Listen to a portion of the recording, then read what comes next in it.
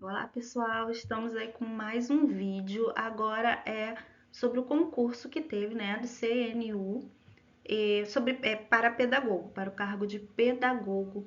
Foi uma prova longa, foi uma prova cansativa. A gente já teve aí várias pessoas, né, comentando aí na internet e a gente vai começar a resolver. Não sei se você fez ou não a prova, se você fez, corrige com a gente. Se não fez, uma boa para vocês entenderem como acontece essa prova. Tá legal? Então, vamos lá para o primeiro slide. Antes de tudo, gente, dá um like aí, se inscreve no canal para que eu possa continuar fazendo esses vídeos, ok?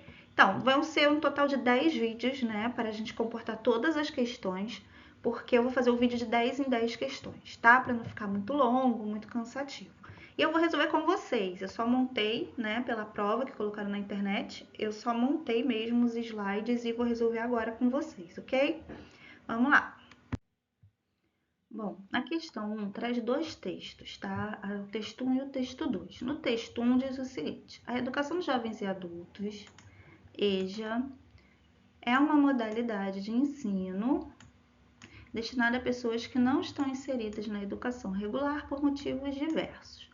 Nesse contexto educacional, esse estudante possui uma história de vida, sobretudo por ser efetivamente um sujeito ativo nas esferas sociais. Ou seja, ele já trabalha, né, já lida com outras pessoas. Texto 2. As concepções restritas veem a EJA apenas em seu caráter marginal e secundário, camuflando os aspectos políticos, culturais e pedagógicos sob uma abordagem sistêmica. A EJA é tratada como parte da história da educação do país e, como tal, uma modalidade importante no processo de democratização do direito à educação. Então, são esses dois textos que a gente vai responder agora a questão número 1. A alternativa que apresenta uma ação pedagógica condizente com a abordagem sistêmica da EJA é a. Garantir a inclusão de temas relacionados à profissionalização dos estudantes e de atividades relativas ao mundo do trabalho. B. Propor uma organização curricular que oportunize a obtenção de um diploma àquelas pessoas que não puderam frequentar a escola. C. Desenvolver projetos de letramento que integrem experiências de vida dos estudantes e temas como trabalho, identidades culturais e vivências intergeracionais. E letra D. Elaborar uma proposta de organização curricular que assegure o cumprimento das diretrizes nacionais aos estudantes e a garantia dos mesmos conteúdos e mesmos métodos aplicados ao ensino regular. Então, gente, eu tô fazendo aqui a prova junto com vocês. Qual resposta que vocês dariam, né? A, B, C ou D? Então, gente, na minha concepção, né, gente, lembrando aí que a gente não tem um gabarito, a resposta correta é a letra... ali na letra A fala garantir a inclusão de temas relacionados à profissionalização dos estudantes e de atividades relativas ao mundo do trabalho. Na letra C, está trazendo desenvolver projetos de letramento que integrem experiências de vida dos estudantes. Essa é a proposta da EJA. Né? Temas como trabalho, identidades culturais e vivências intergeracionais. Tá? O nosso gabarito aqui, né? Depois a gente vai conferir, é a letra C. Tá? Por quê? Na letra A fala a inclusão de temas relacionados à profissionalização de atividades relativas ao mundo do trabalho. Não está tão errado, mas isso a gente usa para o regular, né? Letra B, organização curricular que oportunize a obtenção de um diploma, né? Tipo assim, é só para ganhar o diploma. Letra C fala dos projetos de letramento, fala das experiências de vida. Então, toda vez que a gente vê EJA e falar de experiências de vida dos estudantes, é provavelmente a resposta correta. E letra D é uma proposta de organização curricular que assegure o cumprimento. Aí aqui, gente, ele fala os mesmos métodos e os mesmos conteúdos do ensino regular. Não é, tá? A gente precisa trazer aí a experiência de vida desses estudantes, tá? Vamos passar. Vamos lá para a questão 2.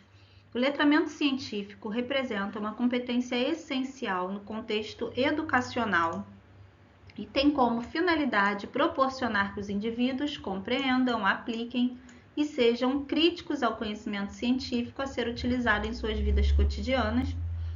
Considerando que representa o letramento científico, a equipe gestora de uma escola planeja organizar uma palestra com o objetivo de conscientizar a comunidade escolar de que a ciência. Então vamos lá, fala de conhecimento científico e fala também de uma palestra para falar sobre a ciência, né? A importância da ciência aí para a comunidade escolar. Na letra A a gente tem lá: fundamenta-se no rigor metodológico como respaldo para os argumentos produzidos e apresentados publicamente. E esse aqui eu já acho que está certo, mas vamos ler o resto, tá? B. Respeita a liberdade individual e a livre tomada de decisão com direitos sobrepostos às escolhas coletivas. Não. C. Permite a refutação de resultados amplamente aceitos em função de posicionamentos individuais. É como se a pessoa questionasse aí, né, os resultados vistos, né, apesar de todo o rigor metodológico aí da ciência. Então, não, tá? D. Busca a impessoalidade, a objetividade e a neutralidade à parte de influências políticas. Então, também não é essa, mas a letra A, então, vai ser o nosso gabarito. Fundamenta-se no rigor metodológico como respaldo para os argumentos produzidos e apresentados publicamente, mesmo porque a gente precisa ter uma certa segurança daquilo que está sendo apresentado, e nada melhor do que um trabalho científico, né, de um respaldo na ciência, já que existe aí todo um rigor metodológico, ok? Então, questão 2, nosso gabarito vai ser a letra A. Questão 3. Em uma reunião de planejamento, foi proposta uma discussão sobre os diferentes tipos de avaliação e suas aplicações no processo de ensino e aprendizagem. Foram apresentadas as características e as funções das avaliações diagnóstica, formativa e somativa no contexto escolar. Os professores foram convidados a descrever suas práticas pedagógicas e a relacioná-las aos diferentes objetivos das avaliações. Entre as atividades avaliativas descritas é associada a função formativa, aquela que, então a gente lembra aí, né, como o enunciado mesmo passou, as avaliações diagnóstica, formativa e somativa. A gente precisa saber bem o que quer dizer cada uma delas, né? Então, a avaliação diagnóstica é aquela que a gente faz no início do ano letivo e antes de entrar em novos conteúdos, para saber o que os alunos sabem, né? De qual ponto nós partiremos. A formativa, ela é uma avaliação que não visa quantificar o conhecimento do aluno, né? Isso fica para avaliação somativa, que é com notas de testes, né? Provas, trabalhos. A avaliação formativa, ela vai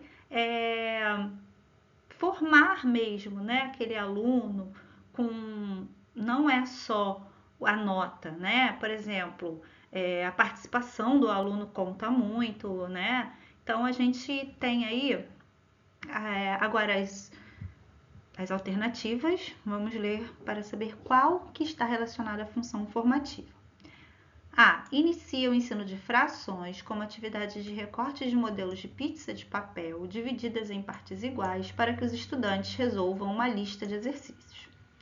B. Propõe uma série de perguntas para serem respondidas pelos estudantes com o tema de desmatamento ilegal com o intuito de identificar os conhecimentos prévios dos estudantes sobre o assunto. O que identifica conhecimentos prévios, gente, sobre o assunto? É a função formativa, a avaliação com função formativa? A gente falou ali em cima, né? Oferece devolutivas para a produção coletiva de uma linha do tempo com marcos da Revolução Industrial, a fim de orientar o que pode ser aperfeiçoado no trabalho. Então, aqui, né, devolutivas para a produção coletiva de uma linha de tempo com marcos da Revolução Industrial, a fim de orientar o que pode ser aperfeiçoado no trabalho, tá? E D, aplica uma prova escrita com questões objetivas e dissertativas sobre os ciclos biogeoquímicos com a finalidade de auxiliar os estudantes, de classificar, né, os estudantes. Então, a resposta, né, que cabe, que está aí em relação à função formativa, ao meu ver, tá? Lembrando aí que a gente não tem ainda o gabarito, seria a resposta alternativa C, né? Porque oferece devolutivas para a produção coletiva de uma linha de tempo com marcos da Revolução Industrial, a fim de orientar o que pode ser aperfeiçoado no trabalho. Tá? Então, a letra A, ensino de frações com partes iguais para que os estudantes resolvam uma lista de exercícios, eu não vejo como uma função formativa, né? Porque não tem aí um feedback, tá? B, fala dos conhecimentos prévios dos estudantes. Então, esses conhecimentos prévios é na avaliação diagnóstica. A C, né, é a que eu acredito que seja o gabarito, e a D fala de provas escritas com questões objetivas e dissertativas com a finalidade de classificar os estudantes. Também não, né, porque essa é a avaliação somativa, tá? Então, letra C, certeza aí que é nosso gabarito. Questão 4. As avaliações externas em larga escala, como o Sistema Nacional de Avaliação da Educação Básica, o SAEB, são utilizadas como instrumentos de aferição da qualidade da educação básica no Brasil. Seu resultado é utilizado no cálculo do Índice do Desenvolvimento da Educação Básica, o IDEB, das escolas. Uma determinada escola recebeu sua nota do IDEB e o resultado ficou abaixo da média prevista. Diante disso, a direção fez uma reunião com o corpo docente para traçar metas para a melhoria do desempenho na escola. A análise dos resultados do IDEB deve orientar as ações pedagógicas para... Então, gente, quem está fazendo aí o curso do CNCA, né, também viu sobre isso, mas vamos ver aí, né? Análise, gente, o que é uma análise, né? Eu peguei ali os resultados e vou pensar aí para que as ações pedagógicas sejam em prol, né, do desenvolvimento desses alunos. Então, o que essa nota do IDEB pode auxiliar? Como que a gente pode tomar, né, atitudes em relação a isso? Então, tá lá, letra A. Direcionar o planejamento de forma estratégica. B. Reduzir o espaço de determinadas áreas do currículo. C. Dedicar maior atenção a conteúdos extracurriculares. E D. Focalizar o desenvolvimento de habilidades socioemocionais. E aí, gente, qual que vocês marcariam nessa questão? Pode deixar os comentários, tá? Que eu leio todos. Vamos lá. Então, aqui, gente, olha... Direcionar o planejamento de forma estratégica, eu achei bem legal, né? É um tipo de atitude que a gente toma quando a gente tem esse índice, essa nota, né? B, reduzir o espaço. Gente, não é o caso, tá? Reduzir o espaço, não.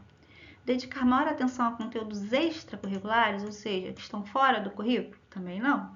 Focalizar o desenvolvimento de habilidades socioemocionais. Quando a gente recebe a nota do IDEB, gente, a gente tem que direcionar o planejamento de forma estratégica, né? A gente pode também focar no desenvolvimento de habilidades socioemocionais? Sim, mas não é específico aí para como orientação, né, de ações pedagógicas para a gente verificar o que aconteceu aí, que as crianças não foram bem, tá bom?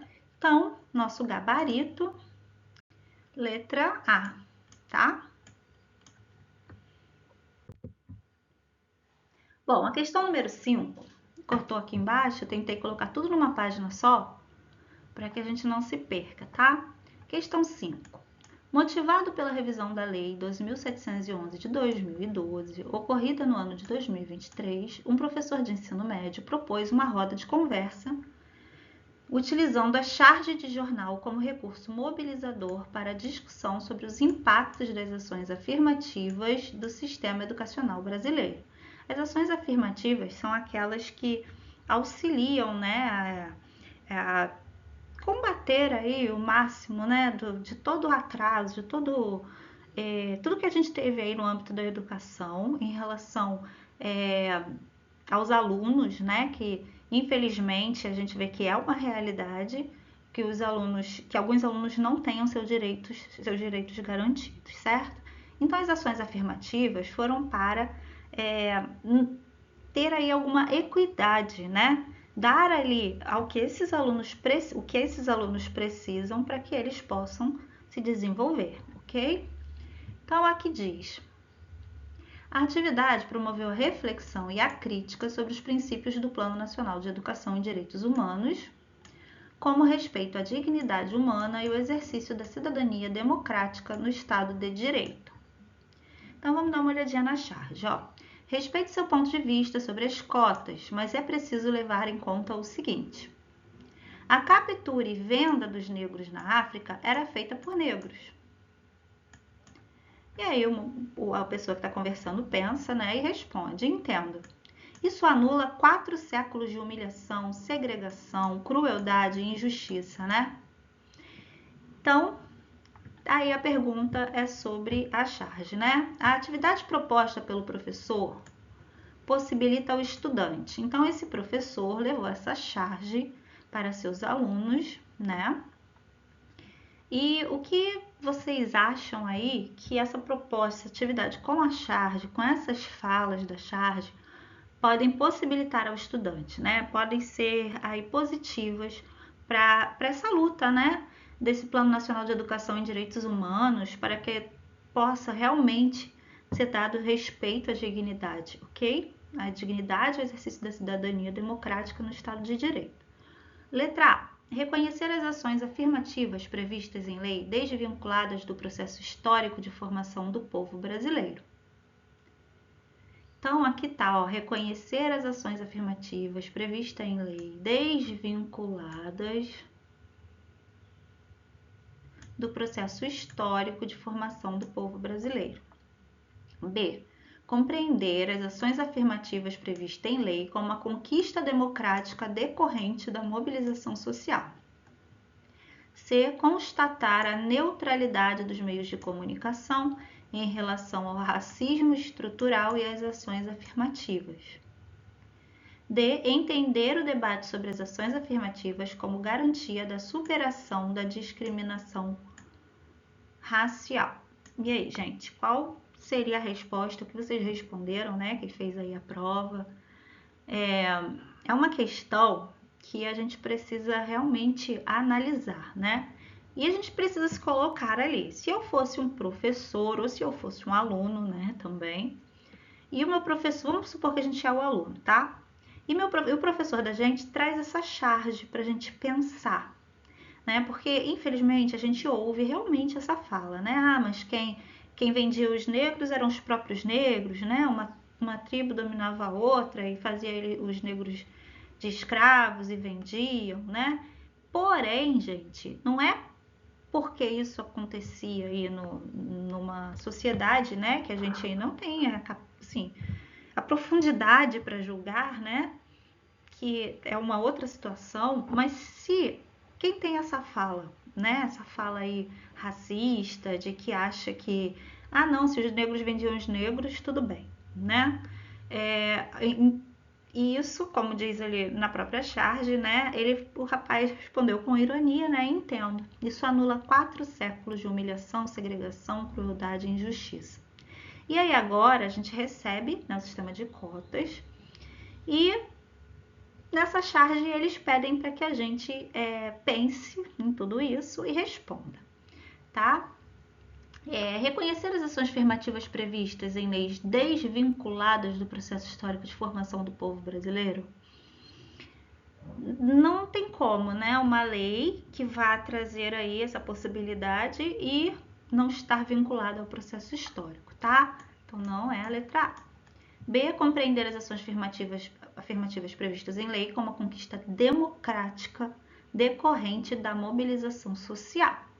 Eu marco minha bolinha aqui porque eu gostei dessa resposta. C. Constatar a neutralidade dos meios de comunicação em relação ao racismo estrutural e às ações afirmativas. Gente, o meio de comunicação, né, não seria para isso, né? A charge não seria para isso. A charge é uma forma de se comunicar, certo? Mas não é para constatar a neutralidade dos meios de comunicação em relação ao racismo estrutural, tá? D. Entender o debate sobre as ações afirmativas como garantia da superação da discriminação racial. Então, gente, letra B e letra D, vocês poderiam ficar em dúvida, certo? Vamos voltar na B. Gente, esse vídeo vai demorar um pouquinho porque a gente precisa analisar, né? B. Compreender as ações afirmativas previstas em lei como uma conquista democrática decorrente da mobilização social. Né, gente? E letra D, entender o debate sobre as ações afirmativas como garantia da superação da discriminação racial. A gente não tem como garantir que através das ações afirmativas a gente vai superar a discriminação racial. Então, para mim, aí que a gente não tem o gabarito ainda, eu marcaria a letra B de bola. Compreender as ações afirmativas previstas em lei como uma conquista democrática decorrente da mobilização social, tá? Questão 6. O espaço escolar é um lugar de convívio. Nele encontramos não apenas as relações das pessoas com o conhecimento, mas também o aprendizado de como as pessoas se relacionam entre si e com o restante do mundo. Exatamente por isso, os conflitos aparecem e a gestão da escola deve saber como lidar com eles. Por reproduzir as lógicas sociais, encontramos também na escola relações que desvalorizam o que é entendido como contra-hegemônico das culturas. E isso impacta negativamente nas pessoas negras e nas praticantes das religiões de matrizes africanas.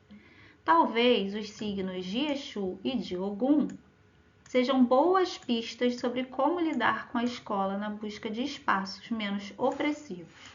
Essas duas divindades do panteão iorubano são vinculadas aos caminhos, à comunicação, à política, aos conflitos e, de algum modo, à própria educação.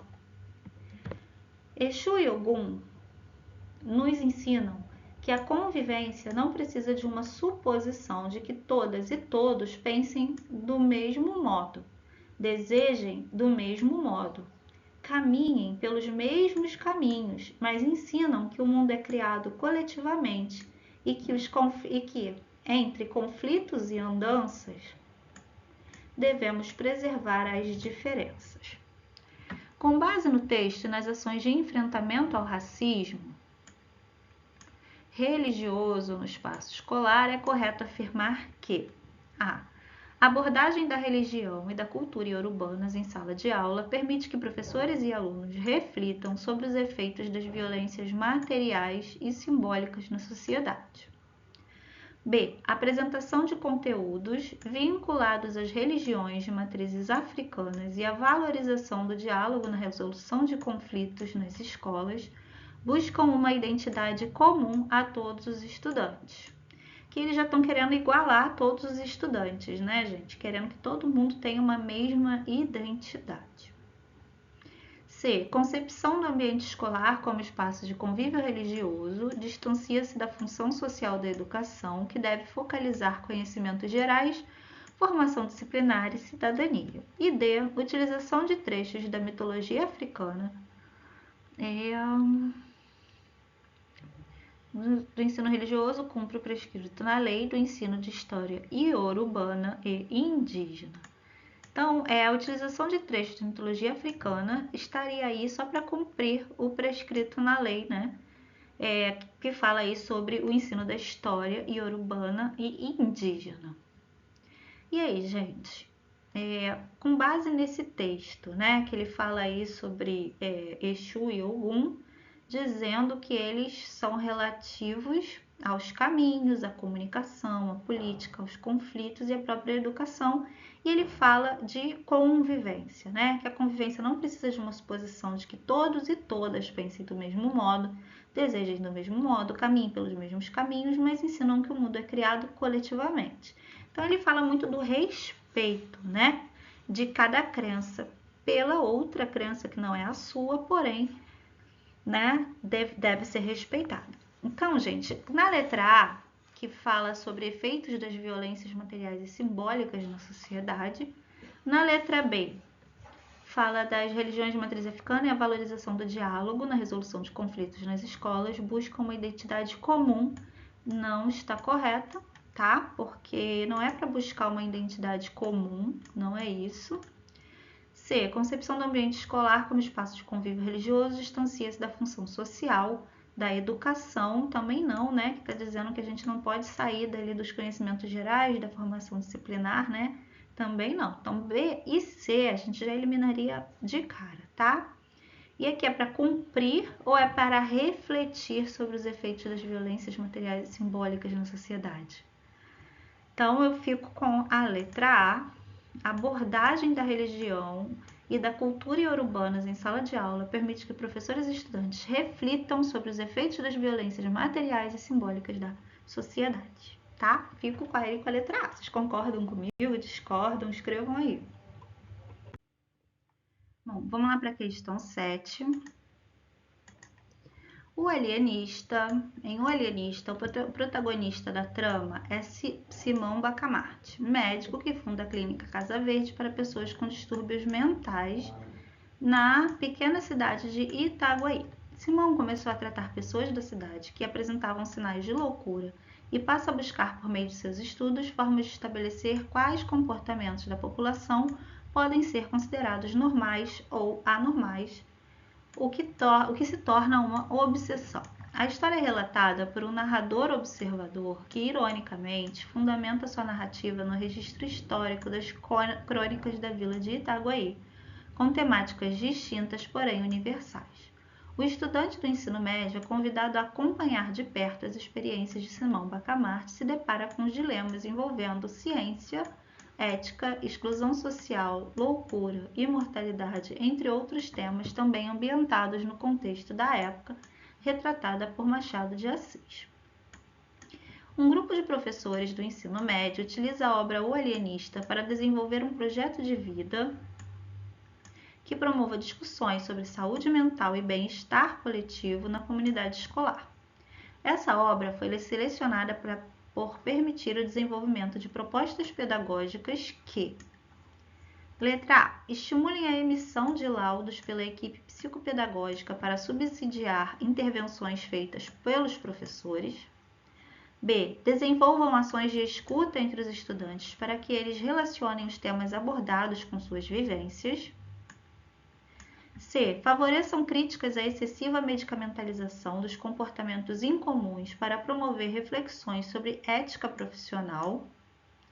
E D. Abordem a ciência médica por um viés objetivo para definir quais padrões de comportamento são socialmente aceitos. Então, a gente tem essa obra, né, de Machado de Assis, que fala sobre um personagem que ele procurava aí, né? Ele procurava comportamentos sociais que fossem aí tidos como comuns, né? Então, qual é o limite aí do normal e da loucura, né? Ele vinha buscando e para essa personagem vir aí uma obsessão, tá? Então vamos lá, gente. Aí os professores, né, gostaram dessa obra e acharam que poderiam discutir na escola sobre saúde mental e bem-estar coletivo da comunidade escolar. Então, o que será, né? Olha, gente, sobre saúde mental e bem-estar coletivo na comunidade escolar. Por que que os professores levariam essa obra para discutir esses temas? Letra A. Eles permitiram o desenvolvimento de propostas pedagógicas que estimulem a emissão de laudos. Isso, com certeza, a gente elimina. B. Desenvolvam ações de escuta entre os estudantes para que eles relacionem os temas abordados com a sua vivência. A gente marca a bolinha aqui do lado. Pode ser que essa esteja certa, né? C. Favoreçam críticas à excessiva medicamentalização dos comportamentos incomuns para promover reflexões sobre ética profissional. Não acredito, né, que os professores do ensino médio trariam esse livro para falar sobre ética, refletir sobre a ética profissional, tá? Eu acredito que não vem trazer aí a discussão sobre a medicalização de comportamentos incomuns. Eu não acho que seja a letra C, vou arriscar aqui.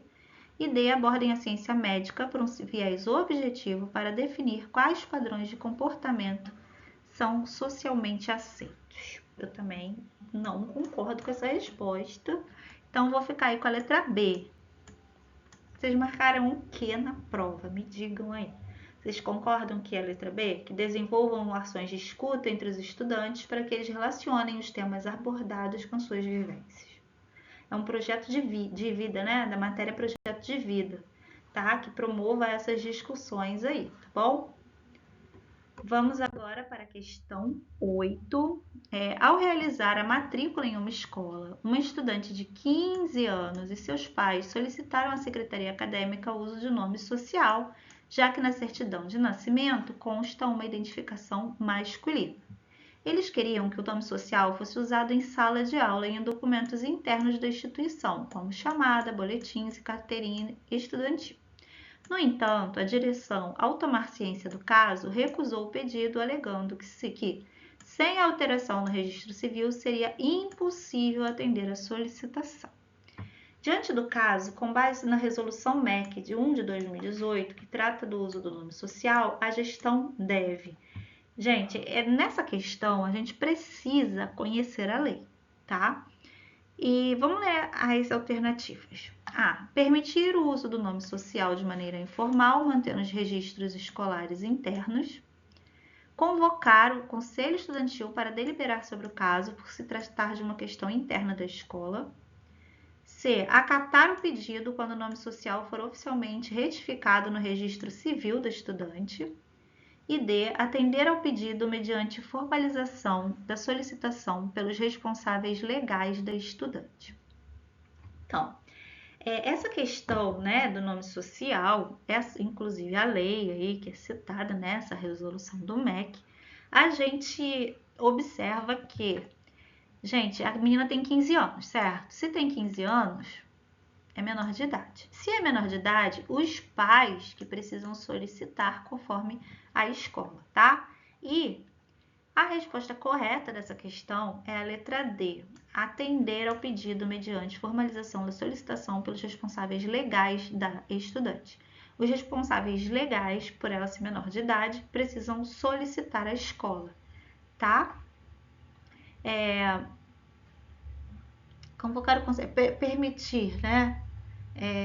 Social de maneira informal, mantendo os registros escolares internos.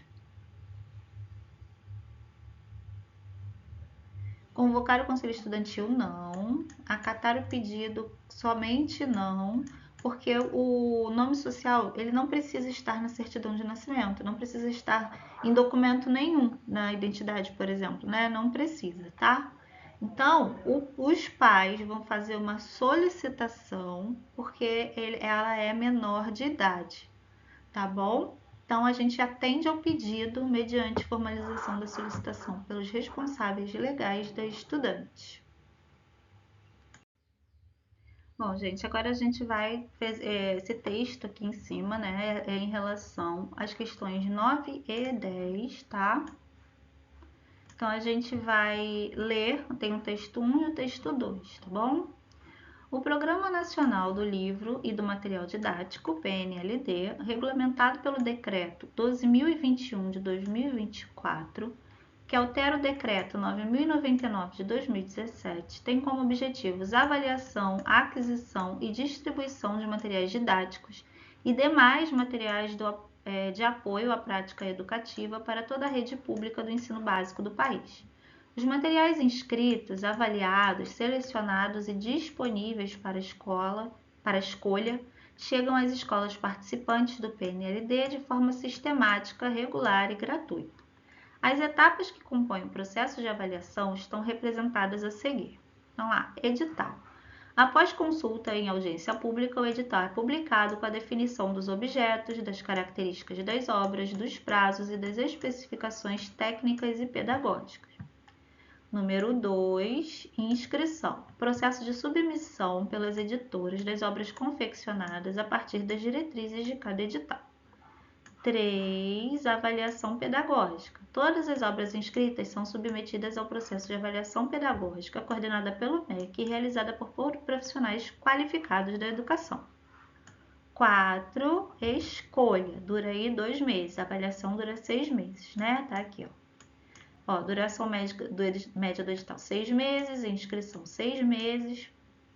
A escolha das obras aprovadas é feita pelos professores. Todas as resenhas das obras são divulgadas no guia digital do PNLD. 5. Negociação. Duração de 3 meses. Definida a quantidade, né? Começa o processo de negociação, tá muito lá para cima, porque para eu caber aqui, gente, tive que jogar lá para cima, tá? O valor pago por obra pode ser até 10 vezes menor que o valor de mercado. 6. Produção e distribuição, que dura aí 7 meses. A etapa da produção compreende impressão, acabamento e paletização das obras. Já a distribuição é feita pelo FNDE e os Correios entregam os livros para todas as escolas aderidas ao PNLD.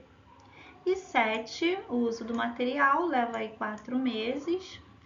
O material do PNLD é utilizado em todas as etapas do ensino da educação básica pública, tanto por professores quanto por estudantes. Então a gente vê aí, né, como acontece aí o processo da escolha e da entrega desses livros, né, desde o edital de pessoas que escrevem, né, e participam aí desse edital, e aí depois elas são escolhidas, a obra é revisada, até aí ser negociado, a produção e distribuição e o uso do material. Tá? E o texto 2, livros escolares assumem conjuntamente ou não múltiplas funções. Então, aqui tem a função referencial, expressa a noção de que os livros didáticos são suportes privilegiados dos conteúdos. Então, é uma referência, né, a para que serve, seria assim, os livros didáticos. De conhecimentos e de técnicas estão relacionados àquilo que é considerado importante para determinado grupo social. Função instrumental. O livro didático coloca em prática métodos de aprendizagem. Função, né? A gente está falando de métodos de aprendizagem.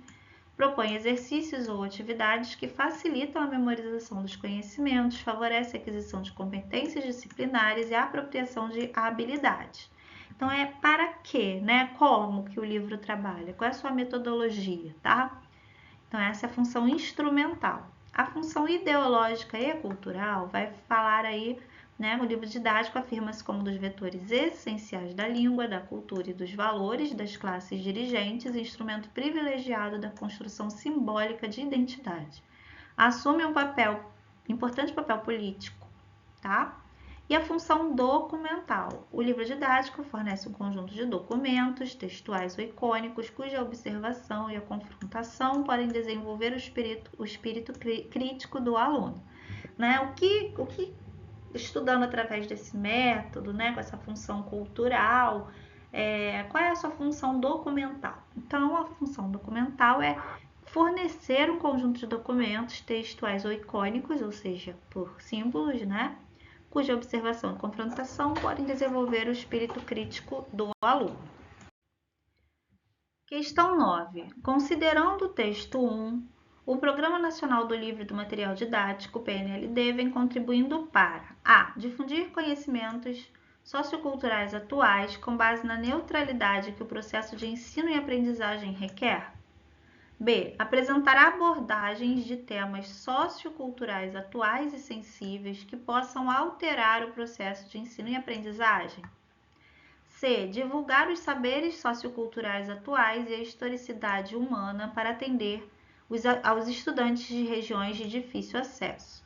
E D. Abordar os contextos socioculturais atuais considerados relevantes e a historicidade que consolidou a existência humana. Bom, gente, para mim a resposta é a letra D. Porque no início ele fala difundir conhecimentos socioculturais atuais com base na neutralidade que o processo de ensino e aprendizagem requer. E, na verdade, a gente tem que criticar, né? A gente não tem que ser neutro na situação. B, eu achei que não é. Por quê? Apresentar abordagens de temas socioculturais atuais e sensíveis que possam alterar o processo de ensino e aprendizagem. Também não é essa função, né? Divulgar os saberes socioculturais atuais e a historicidade humana para atender aos estudantes de regiões de difícil acesso. Também não, tá? Também não acredito que seja isso, e sim abordar os contextos socioculturais atuais considerados relevantes e a historicidade que consolidou a existência humana. Então, para mim, o gabarito é a letra D. 10. Relacionando os textos 1 e 2, marca a alternativa que apresenta a percepção docente orientada pela função referencial. Por Chopin, né, 2004. Então, a gente viu lá, né, a função referencial, todos os tipos ali de função que a gente vê. A. Escolha um livro que apresente temáticas sociais essenciais com reflexões sobre o conteúdo da disciplina. B. Prefira os livros com sistematização coerente dos objetos de conhecimento da disciplina e transposição didática. C. Considero adequados os livros que expressam conceitos por meio de elementos variados. Esse aqui não tem a ver com a função referencial. Vocês lembram? A função referencial foi a primeira que eu li. Leva em consideração os livros que apresentem a norma culta da língua, é a terceira função, essa aqui que a gente leu. E valores sociais predominantemente apresentados. Então, não é a letra D, não é a letra C. Prefiro os livros de sistematização coerente dos objetos de conhecimento da disciplina e transposição didática. E A. Escolha um livro que apresente temáticas sociais essenciais com reflexões sobre o conteúdo da disciplina. Então, para mim, o gabarito dessa questão é a letra A, tá? É a função referencial, é aquilo que a gente faz referência, né? Por que a gente escolhe um livro didático, tá?